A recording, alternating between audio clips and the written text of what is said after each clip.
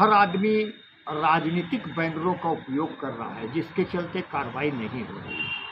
बहुत से लोग अभी देखते होंगे कि सत्ताधारी पार्टी के अंदर में इन्वॉल्वमेंट अपनी दर्शा करके ये लोग कोयले की तस्करी बड़े पैमाने पर करते हैं और प्रशासन को भी इस बात का जानकारी है कि ये लोग कोयला तस्कर हैं और बड़े पैमाने पर कोयला लूट रहे हैं। जहाँ तक दुल्लू महतो जी की बात आती है तो मैं ये स्पष्ट कह देना चाहूँगा कि दुल्लू महतो जी विधायक भी रहे और अभी सांसद भी हैं। अगर उनके पास अगर संपत्ति है तो कोई बहुत बड़ी चीज़ नहीं है, मगर आज जो चीज़ें सामने आ रही हैं, जो कल लटुआ पटुआ लोग थे जिन लोग का औकात नहीं था 1 रुपए का, आज वो लोग के पास करोड़ों रुपए की संपत्ति कहाँ से आ रही है। ये तो ईडी और सीबीआई जांच का मामला है, सीबीआई और ईडी को जांच करना चाहिए। लोयाबाद की आप अगर बात करें तो लोयाबाद के अंदर में आतंक का माहौल बना हुआ है। जिसको आदमी चाहता है गोली मार दे रहा है, जिसको चाहता है उसको फंसा दे रहा है, किसी से भी फंसाने का काम करता है।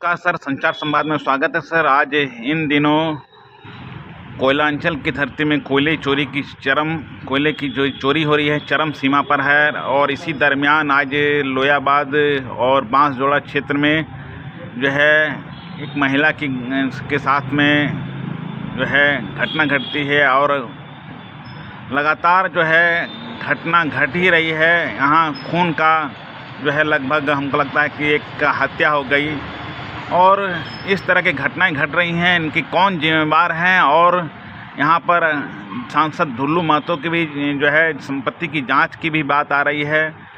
तो इन सारे मुद्दे पर आप चूँकि आप जेएमएम से जुड़े हुए हैं, झारखंड मुक्ति मोर्चा के वरिष्ठ नेता भी हैं और कहीं न कहीं आप अनुभवी रखते हैं, क्या कुछ इस संदर्भ में बताएंगे सर विस्तार से? देखिए, बात ऐसी है कि कोयला माफिया बेलगाम है।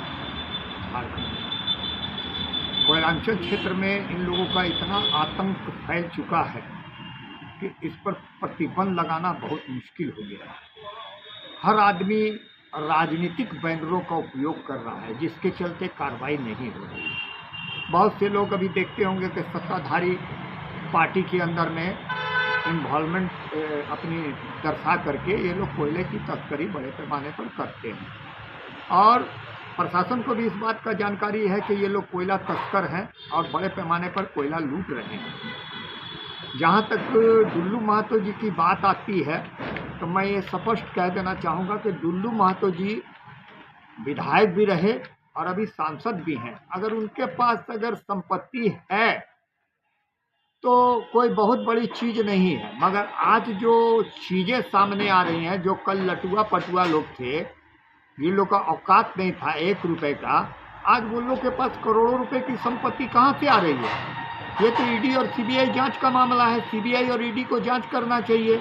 ये लोग जो है समय आते राजनीतिक दलों का दुरुपयोग करते हैं, जिसके चलते प्रशासन भी जो है हाथ अपने पीछे कर लेता है, इन लोगों पर कार्रवाई नहीं होती है।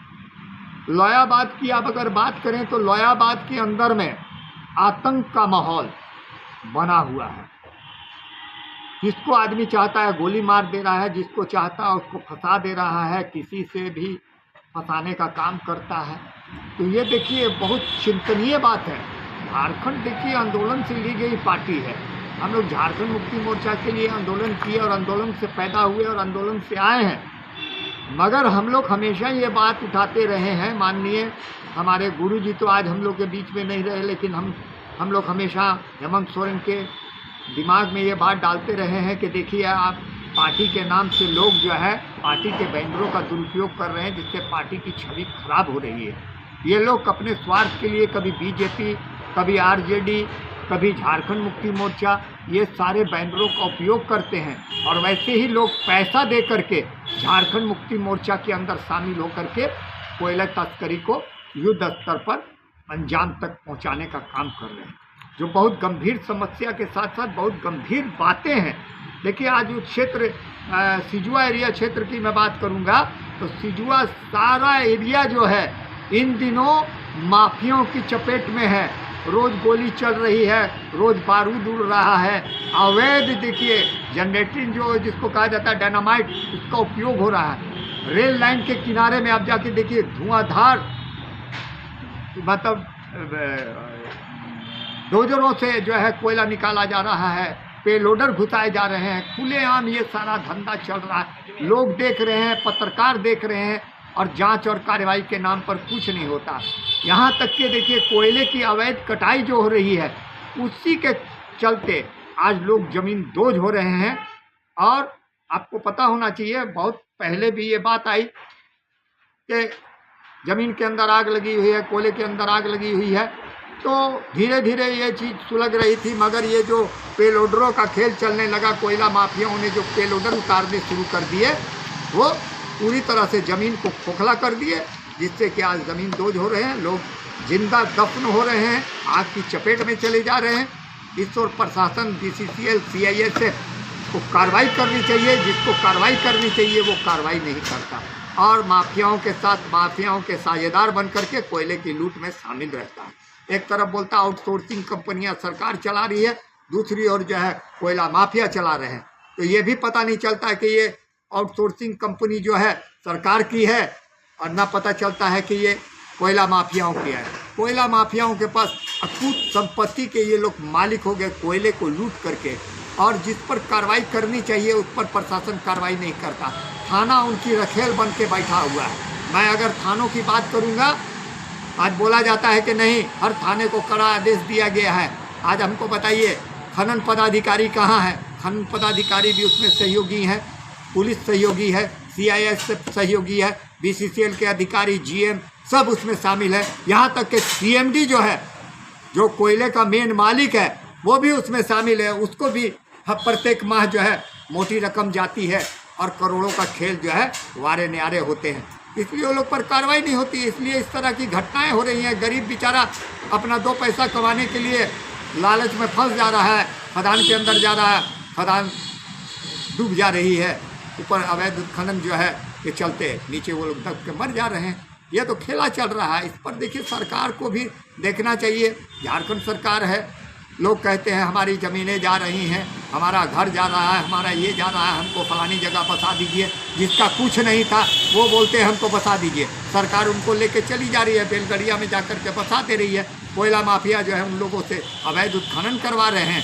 एक तरफ ज़मीन दोज हो रहे हैं लोग, दूसरी ओर अवैध उत्खनन चल रहे हैं। यही तो धनबाद के अंदर, पूरे धनबाद के अंदर ये सारा खेल चल रहा है और माफिया पर कोई कार्रवाई नहीं हो रही है। आम लोगों पर कार्रवाई हो रही है, निर्दोषों पर कार्रवाई हो रही है।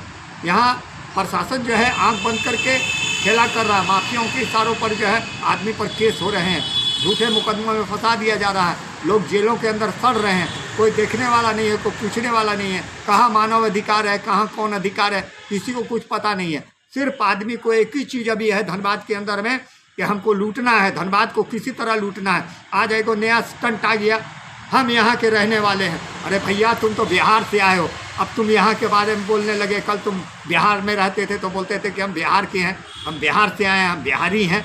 आज बोलते हो कि हम लोग झारखंडी हैं। ये बहुत बड़ी समस्या आज जो है उत्पन्न हो रही है। इस पर सरकार को बहुत ध्यान से इस पर विचार करना होगा कि ये आदमी कहाँ का है, ये आदमी कहाँ से आया, ये क्या करता है, इसका बैकग्राउंड क्या है, इसने कहाँ से इतनी अकूत संपत्ति बनाई।